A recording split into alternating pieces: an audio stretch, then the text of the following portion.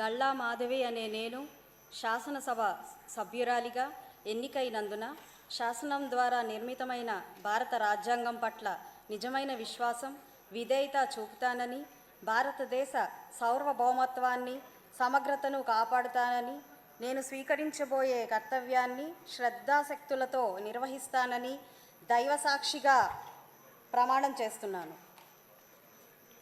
ఆంధ్రప్రదేశ్ శాసనసభ సభ్యురాలినైన గల్లా మాధవి అనే నేను సభ నియమాలకు కట్టుబడి ఉంటానని, వాటిని అనుసరిస్తానని, సభ మర్యాదలను పాటిస్తానని, సాంప్రదాయాలను గౌరవిస్తానని దైవసాక్షిగా ప్రమాణం చేస్తున్నాను.